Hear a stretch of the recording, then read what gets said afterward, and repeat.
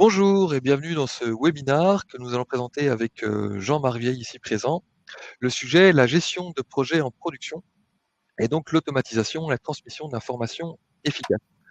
Je suis Raphaël Nonotte, je suis responsable commercial au sein de Flexio et mon rôle à moi, c'est de pouvoir justement répondre à vos questions techniques et pouvoir compléter l'expérience qu'a vécue Jean-Marc. Jean-Marc, est-ce que je peux te laisser te présenter en quelques mots? Bien volontiers, merci Raphaël. Bonjour à tous. Je m'appelle Jean-Marc Vieille, je suis responsable commercial chez Nefab et client de Flexio depuis 2022 maintenant, ouais, ça fait 3 années. Tout à fait. Je partage mon écran pour qu'on ait un support sur ce qui va être dit et donc sur l'expérience de Jean-Marc.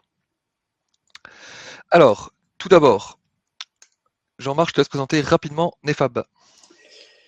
Alors pour nous situer, j'aime bien présenter Nefab en parlant plutôt d'abord de nos clients. Nos clients, c'est des clients industriels, plutôt grands groupes ou en tout cas grandes sociétés, grandes entreprises, des clients industriels qui fabriquent des biens à généralement forte valeur ajoutée, des industriels dans le domaine de l'aéro, dans le domaine de l'auto, dans le domaine du télécom, du médical, de l'énergie.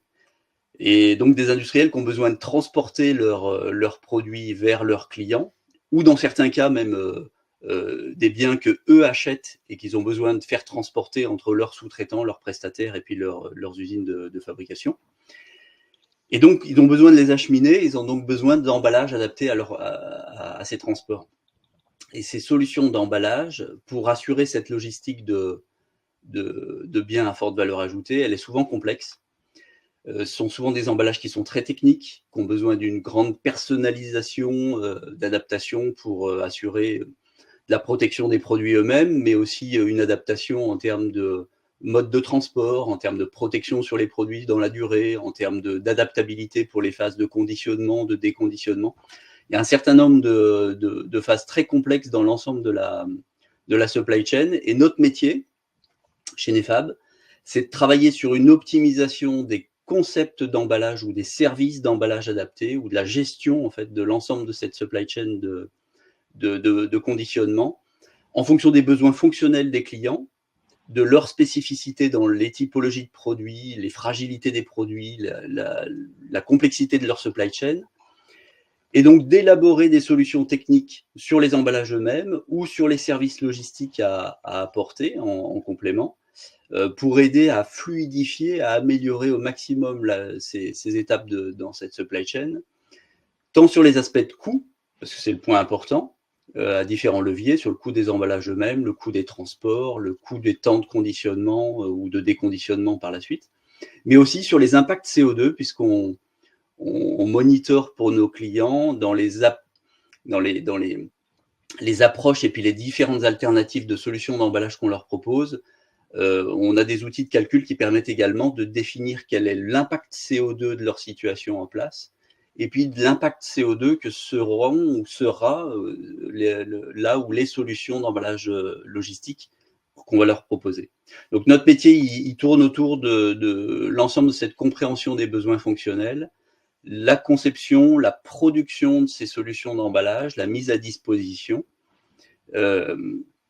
et puis qui est complétée par des phases documentaires, de mise en plan, de chiffrage, enfin d'éléments de quantification CO2, etc. pour accompagner les opérations. Et justement, donc l'expérience que tu vas nous partager, c'est de pouvoir avoir un outil qui permet justement de suivre toutes ces étapes-là, quoi.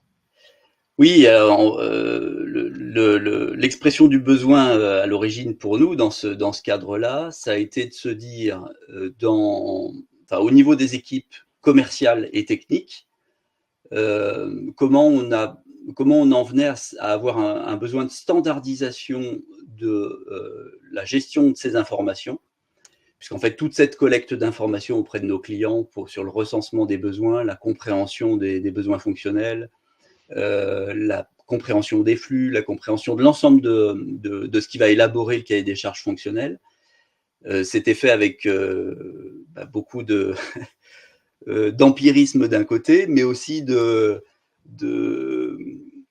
de personnalisation des uns et des autres, en fait, hein, tant par les commerciaux que par le bureau d'études ou les intervenants techniques. Et donc, on avait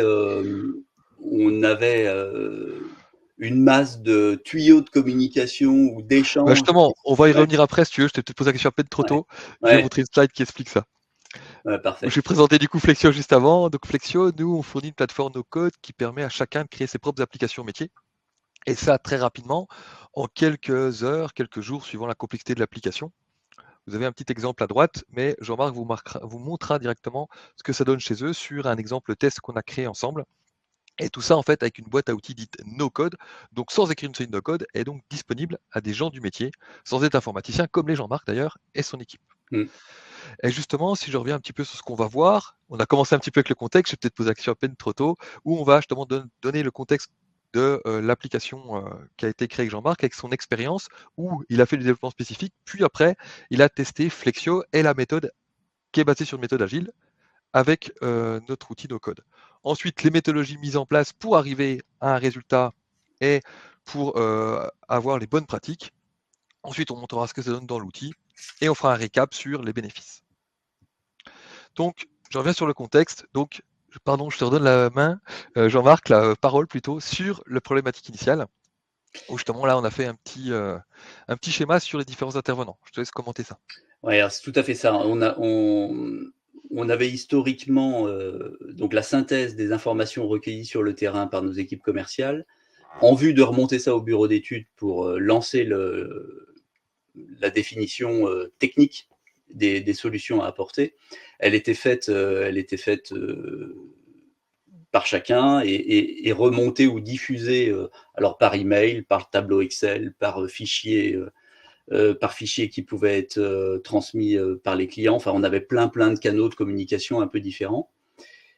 Ce qui engendrait forcément pas mal de difficultés en termes de gestion parce que c'est pas forcément toujours une approche facile à suivre quand elle n'est pas standardisée sur est-ce que j'ai la bonne dernière information quand il y a une évolution dans le cahier des charges. Est-ce que je suis bien au courant au bon moment? Est-ce que tous ceux qui travaillent sur le sujet sont bien informés? Enfin, toutes ces questions des problématiques de perte d'informations, de perte de temps, de tenue à jour des informations et de suivi dans les projets, elle était plus ou moins complexe. Et donc, on s'était dit assez vite, on a besoin de construire un outil, on a besoin de travailler sur quelque chose qui nous permette de canaliser ces recueils d'informations, de travailler sur une logique de workflow pour partager ces informations auprès des différents intervenants. Chez nous, potentiellement, entre l'équipe commerciale, le bureau d'études, l'équipe de sourcing au niveau des opérations, c'est rapidement une vingtaine de personnes différentes qui peuvent avoir à agir ou à interagir sur les sujets. Donc c'est difficile de tenir aligné 20 personnes, enfin, pas forcément 20 personnes impliquées sur un projet, mais quand vous en avez 5 à 10 qui interviennent sur un sujet, c'est forcément plus complexe d'avoir tout le monde bien aligné. Donc on s'était dit, on a besoin de construire quelque chose qui nous soit propre, qui nous soit adapté, puis vraiment personnalisé à notre métier. Tout à fait, je veux bien dire transmettre la bonne information à la bonne personne au bon moment. Ouais, ouais. Et là, j'ai repris ce qu'on avait dit ensemble. Donc la première chose auquel tu avais pensé, c'est ce que tu appelles un tunnel. Tu peux me redire ce que c'est que le tunnel? Ouais, ce qu'on voulait, c'était canaliser les choses, les standardiser, les canaliser suivant une seule et même méthode. On voulait forcer à ce que l'ensemble des informations soient standardisées. Et malgré tout, dans un environnement où, par rapport à la diversité des clients et des projets qu'on a à traiter, on a une complexité et une variabilité, enfin une variété des sujets qui est immense. On voulait les traiter toujours de la même manière.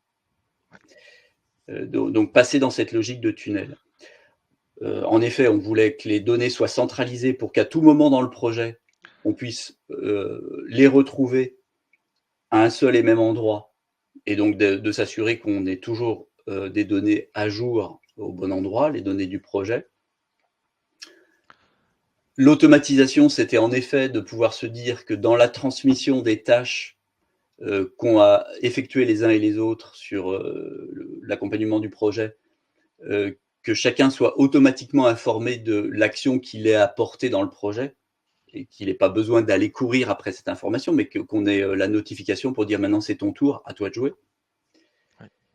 Et puis, oui, le suivi des étapes au fil de l'eau, c'est de pouvoir avoir une forme de synthèse et de savoir projet par projet où on en est, comment ça progresse, quelles sont les étapes qui ont été faites et qui sont validées, puis quelles sont celles qui restent à faire.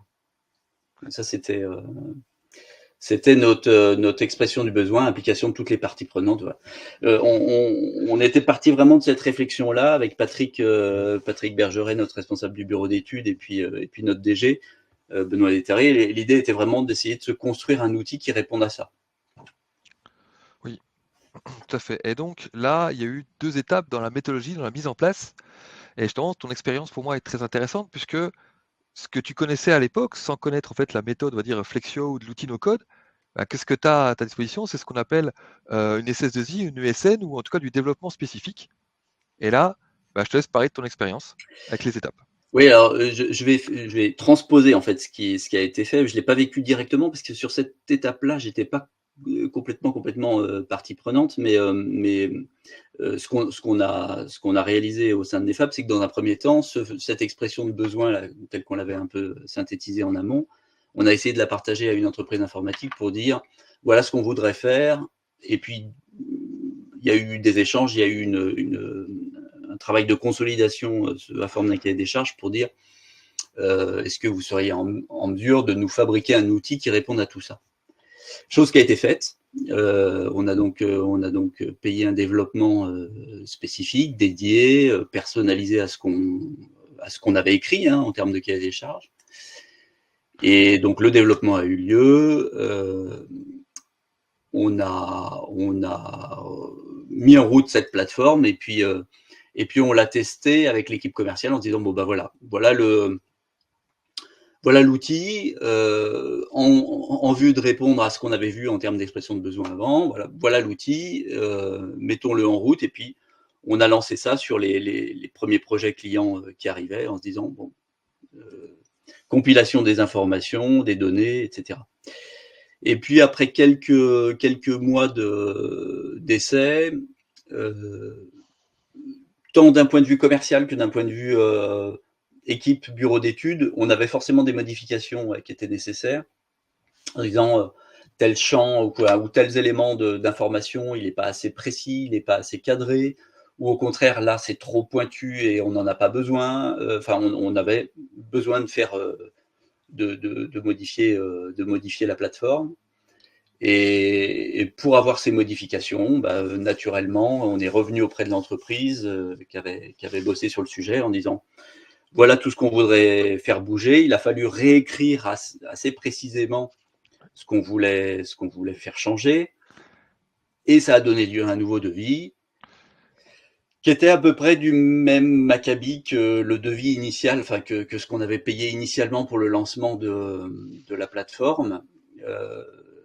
Donc on s'est un peu arrêté, enfin on s'est dit qu'est-ce qu'on fait Est-ce qu'on remet une pièce dans la machine pour redémarrer des modifications ou on réfléchit à autre chose? Et en fait, quelques mois avant cette étape de bifurcation, enfin d'attente, j'avais rencontré donc Julien Brugier, qui est DG de Flexio, qui avait fait une présentation de Flexio. Alors, je crois que c'était à l'université Enfin, c'était une des rencontres qui était organisée par le pôle véhicule du futur, auquel on est adhérent. Et Julien avait présenté le principe de l'outil. Bon, moi, je ne suis pas informaticien et puis c'est pas mon domaine, mais j'en avais retenu que c'était.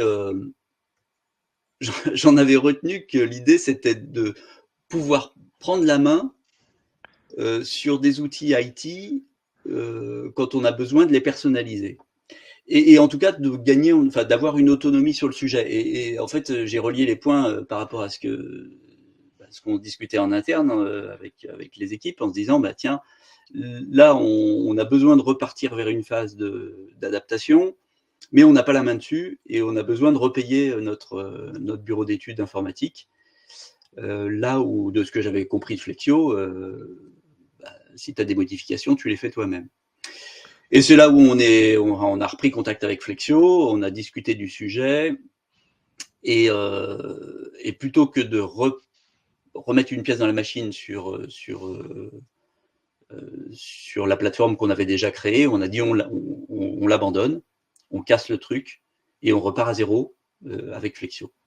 Et ton expérience pour moi est très significative, parce que ce que tu viens de dire là, même si je fais un résumé, on l'a vécu avec à plusieurs dans l'entreprise, avec Julien, moi, qui avons été développeurs avant, en tout cas dans une entreprise de développement avant, où ben, la difficulté c'est de dire un cahier des charges sur quelque chose qu'on ne connaît pas encore, il faut donner tous les tenants, tous les aboutissants pour avoir une vue la plus complète possible.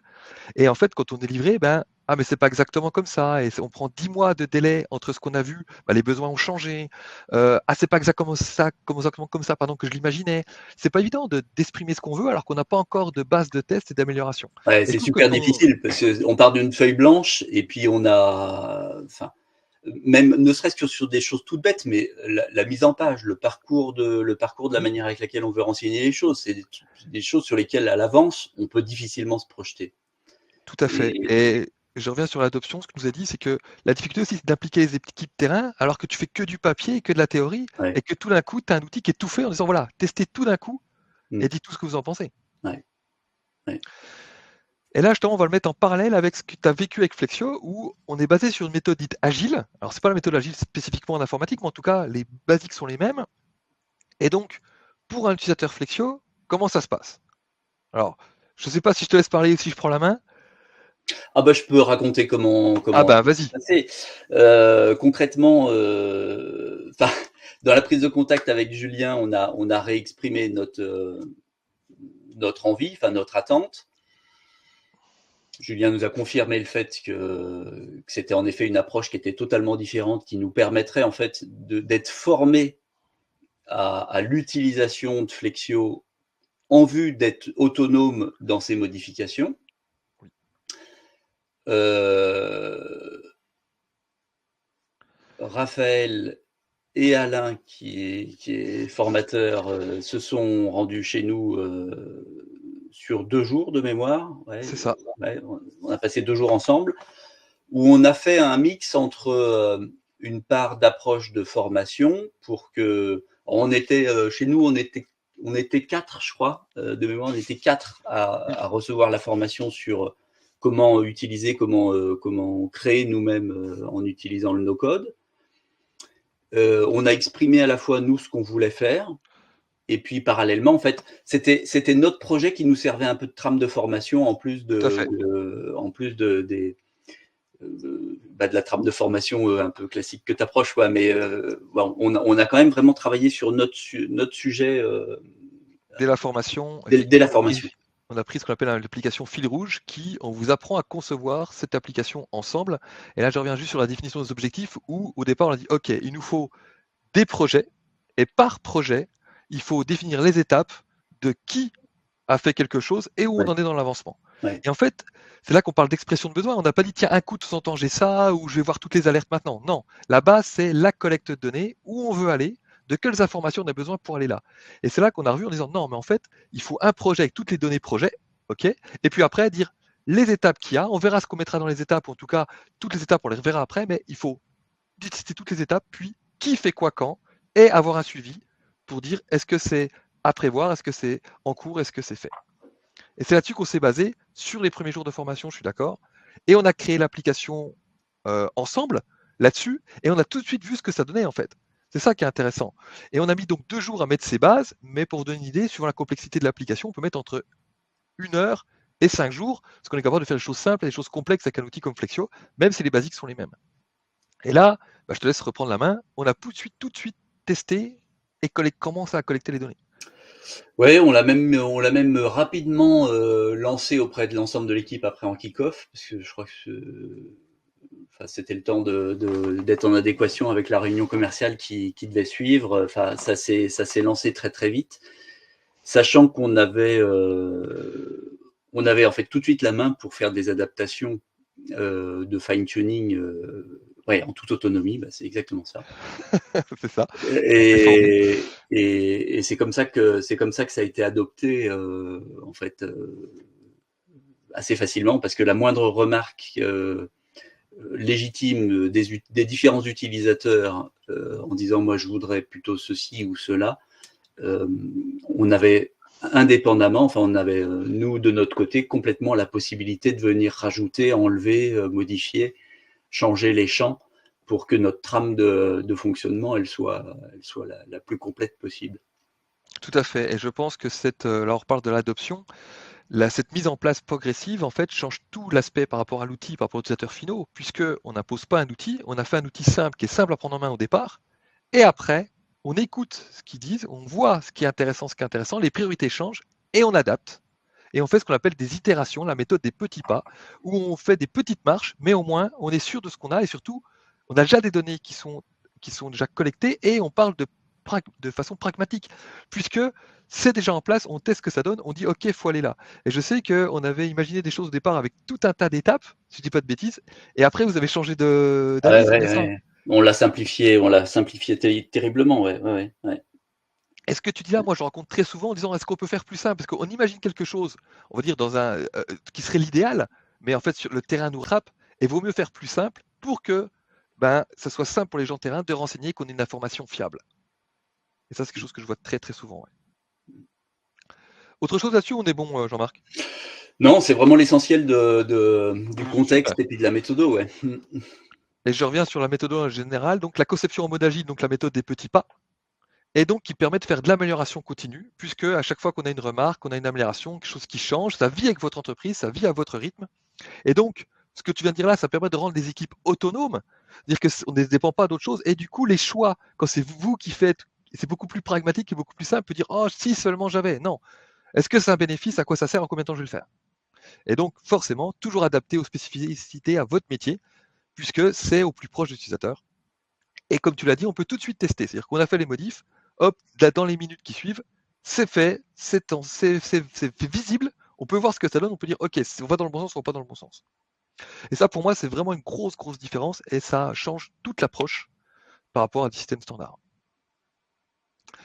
Maintenant, il n'y a plus qu'à montrer à quoi ça ressemble. Donc, Jean-Marc, je vais te laisser la main. On a fait un projet test parce que quand même, on ne peut pas tout montrer sur ce qu'a fait Jean-Marc. Ouais, Mais on a créé un projet bidon pour des raisons de confidentialité pour qu'on puisse rentrer dans des éléments sans que je ne dévoile aucune information qui soit proche de ce que l'on fait pour nos clients. Donc là, ce tableau-là, pour le coup, il n'y a qu'un seul projet, mais en temps normal, en fait, j'ai toute la liste des. Vous voyez, on a 3145 projets qui ont été créés depuis la mise en place de Flexio. Donc, bon, c'est quelque chose qui est volumique hein, chez nous. Là, en 3 ans, ça en fait ouais, plus de 1000 par an. Plus de 1000 par an, dans lequel on définit la date de démarrage du projet, la date attendue en termes de démarrage série chez les clients. On définit le potentiel adressable, le nom du projet, la typologie du projet avec nos petits codes internes, le nom de notre client associé. Là, on a mis une EFAB pour que ça reste confidentiel. On a un affichage du statut et puis on a un affichage et de celui qui crée le projet, c'est-à-dire du commercial qui lance le projet, et aussi de la personne qui, au sein de notre bureau d'études, porte le projet. Là, en l'occurrence, on a doublé mon nom sur le sujet.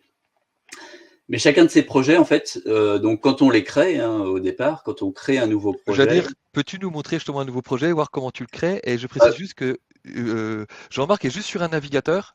Je ne sais pas si c'est Chrome ou Firefox, apparemment, ou c'est même Edge, pour utiliser. Il n'y a pas besoin d'installation particulière. ouais, ouais, oui, c'est vrai, c'est vrai. On va essayer d'aller assez vite parce que le temps passe vite, Jean-Marc. Donc, pour la Ouais, qualité là, du projet, je rentre dans le projet qui a été créé. En fait, ça ouvre tout de suite un certain nombre de champs. Et puis, on renseigne, nous, ces champs spécifiquement. Alors, tous ces champs-là, ils ont été complètement créés par nous en fonction de ce qu'on voulait faire apparaître, euh, avec la possibilité de mettre des sous-groupes et puis de créer des précisions et des éléments obligatoire ou non. On vient ensuite renseigner tout ça. Et, Et et effectivement, le fait que ce soit comme ça, si je peux me permettre, pourquoi rendre obligatoire et quel est l'intérêt d'avoir ces champs-là obligatoires au départ? Si je me dis, c'est pour qualifier le projet et qu'on n'oublie rien ah pour que le ouais, démarrage soit propre. oui, c'est une forme à la fois de checklist. C'était une manière de compenser, oui, les lacunes des approches des uns et des autres sur le terrain en termes de documentation, enfin de recherche de qualification de l'information avec nos clients. Et quand on parlait de tunnel ou de la standardisation de l'approche, c'est pour que le bureau d'études puisse travailler avec une exhaustivité des données dont Ah, il a besoin. Donc ça canalise, ça formalise la gestion. Et, et en fait, ce qui est associé à cette base-là, qui est la base de trame principale du projet, et donc de la synthèse de l'ensemble des informations de recueil et de collecte des données du projet, sont associés à ça des tâches, c'est-à-dire que là, on rentre dans la logique du workflow, où afférente à ce projet-là, on affecte des tâches d'intervention des uns et des autres, donc à différents task owners, pour dire, tiens, à toi de faire ceci, à toi de faire cela, à toi de faire cela. Et ces tâches-là sont des notifications qui arrivent dans les tableaux de bord de chacun pour dire, j'ai ça à faire, j'ai ça à faire. Donc, ça homogénéise le dispatch des activités des uns et des autres. Quand la tâche est faite, ça automatise aussi auprès du porteur du projet, du responsable du projet, le fait de se dire la tâche a été faite, je peux donc passer à l'étape suivante. En tout cas, il y a des notifications comme ça qui sont scénarisées. et donc, il y a quoi comme type de tâches? Que je sais qu'il y a plusieurs types de tâches. Au départ, vous avez prévu des tâches automatiques, c'est ça, hein? Oui, alors en fait, on a scénarisé un certain nombre de tâches. En fonction des typologies de projets ou de l'ampleur, il y a des tâches qui sont déclenchées automatiquement, qui ne sont pas déclenchées sur des projets ou des clients sur Différents. lesquels ce serait pas nécessaire. Donc on peut comme ça intervenir sur la scénarisation de ces automatisations.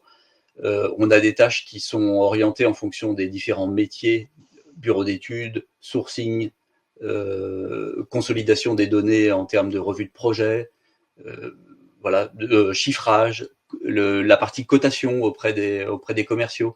Ça permet de suivre et de planifier, de monitorer le suivi de l'ensemble du projet sans courir après l'info, en fait, hein. Tout est là. Et, et puis, comme tu le dis, en fait, ce qui est intéressant dans le système qu'on a mis en place, que vous avez mis en place, qu'on a mis en place ensemble, comme on l'a pensé au départ, c'est qu'en fait, il y a toujours la même trame de base de projet, et après, les tâches s'ajoutent en fonction du type de projet, mais le suivi est toujours le même et les alertes sont toujours les mêmes. Et donc, ça s'adapte totalement à chacun des projets. Pourtant, la méthode est la même. Ouais, ouais, ouais. Tout à fait. Et pour revenir à Je ce sais que pas si tu tu disais veux tout à montrer une l'heure tâche. sur Oui, l'histoire de dis-moi. l'autonomie et puis des itérations, Oui, typiquement, tous ces champs-là, ils n'existaient pas il y a 2 mois. Il y en a plein qu'on a rajouté, qu'on a fait évoluer en se disant il y avait des ouais. choses qu'on approchait un peu en grosse maille. On s'est dit on va avoir besoin d'être plus précis sur tel ou tel élément. On a recréé des sous-groupes, on a recréé des parties en disant ici je veux que tu me précises tel type d'info, Oui, c'est tel type ça. d'info. Euh, Pour faciliter le travail des autres après, oui, ouais, d'avoir quelque chose de cadré. ouais. On a rajouté des champs qui sont obligatoires, par exemple, en disant je veux absolument cette info.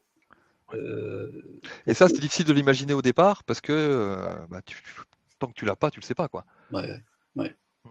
Je sais pas si tu voulais montrer une tâche, c'était pas intéressant pour voir un petit peu le Oh, détail bah, d'une tâche. non, ouais, je pense que ça va pas être passionnant sur les tâches, parce que ça va pas être Ok, très parlant, bon, mais typiquement sur une tâche de chiffrage, on reprend la réception de l'information en disant tiens, tu as un chiffrage à faire. La tâche arrive, le project owner est défini. Quand sa tâche est faite, on la fait évoluer. Je dis elle est faite aujourd'hui le 10. Voilà, c'est envoyé et voilà, j'ai validé le fait que la tâche était faite, son statut change et ça actualise l'ensemble des données pour tout le monde. et ça notifie le prochain pour qu'il puisse prendre Et ça accès. notifie le suivant. Ouais. Ouais. Tout à fait. Alors, s'il n'y a pas de questions, je vais peut-être reprendre la main pour montrer un tableau de bord. Vas-y, vas-y. À moins que tu avais autre chose à montrer, peut-être, Jean-Marc, ou on était bon? Bon, je pense que c'est l'essentiel. Ok. Alors, je reprends la main.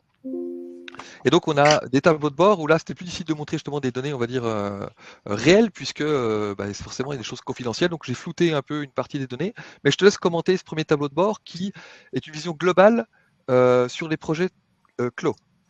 Ouais, en fait, ce premier tableau de bord, alors là, on voit d'ailleurs qu'il y a un filtre qui a été mis en place, parce ils sont closed, closed, closed. Ce premier tableau de bord, en fait, en amont, oui, en amont, on peut le définir en se disant qu'est-ce qui nous intéresse. Je veux avoir en première page d'accueil l'ensemble des projets qui ont été clôturés sur les 2 dernières semaines. En l'occurrence, c'est celui qui apparaît.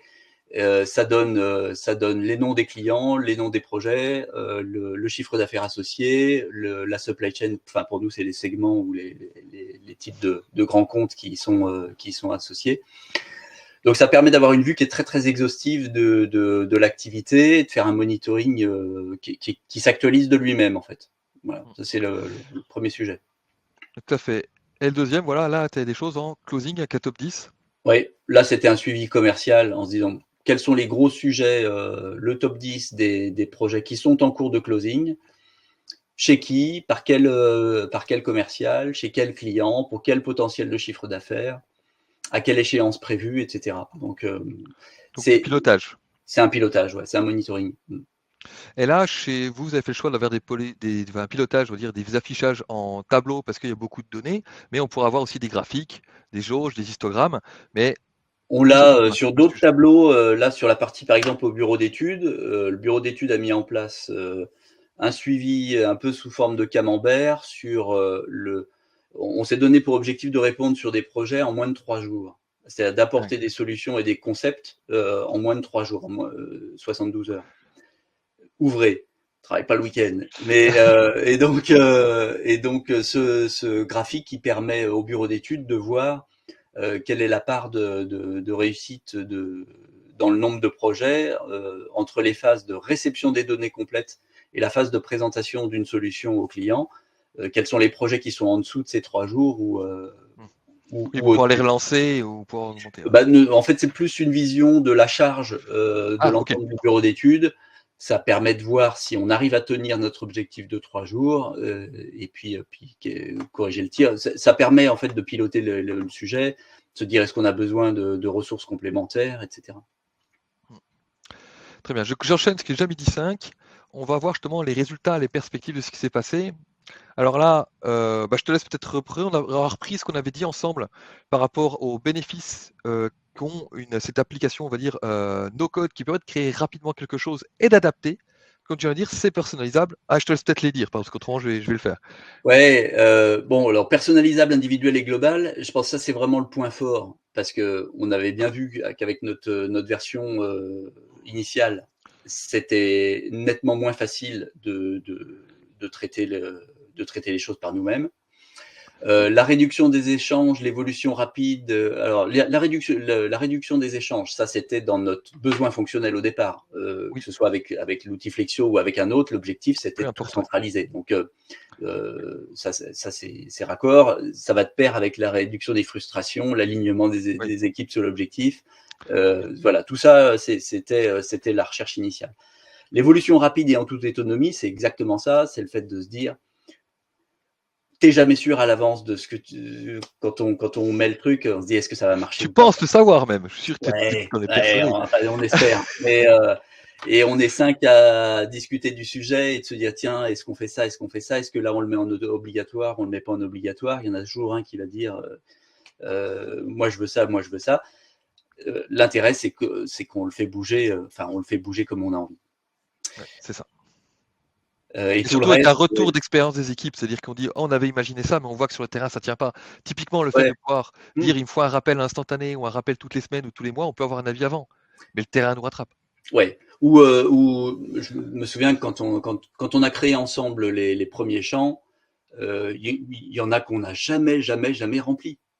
Oui, ouais, c'est ça. Alors qu'on était persuadés qu'ils avaient qu'ils devaient être là.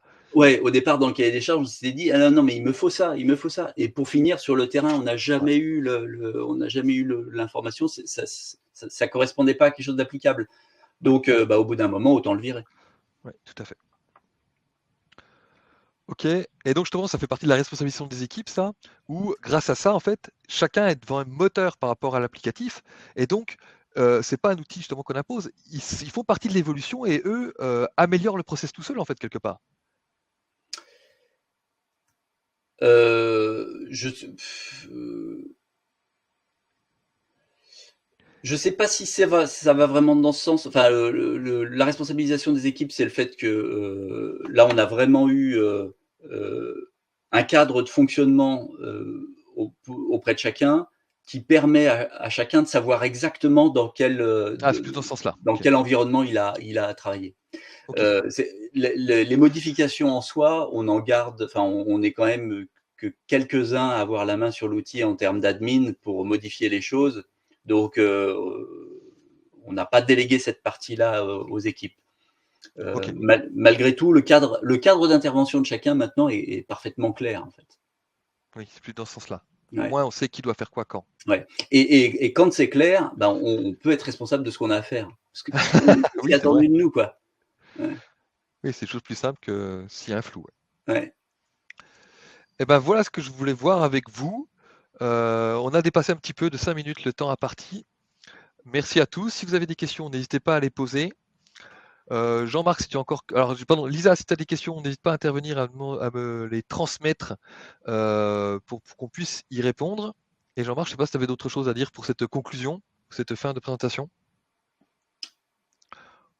Non, non, non, non, je pense avoir essayé de définir, ce que ça nous avait apporté et puis, ah oui, comment on y est venu et puis et pourquoi c'est enfin, ouais, pour nous, c'est un succès, hein, c'est clair. Ouais. Mmh. Merci. Ton témoignage est super intéressant, ce qu'on avait dit au départ. Si vous avez des questions, donc je suis contactable soit par mail à raphaël@flexio.fr ou par téléphone. Vous pouvez aussi me contacter par LinkedIn et je pourrai répondre sur l'outil avec plaisir pour savoir si vos projets sont réalisables ou non. Et donc sur ces bonnes paroles, je vous souhaite un bon appétit, une bonne fin de journée et à bientôt j'espère. Merci, au revoir. Merci Jean-Marc, au revoir. Salut Raphaël.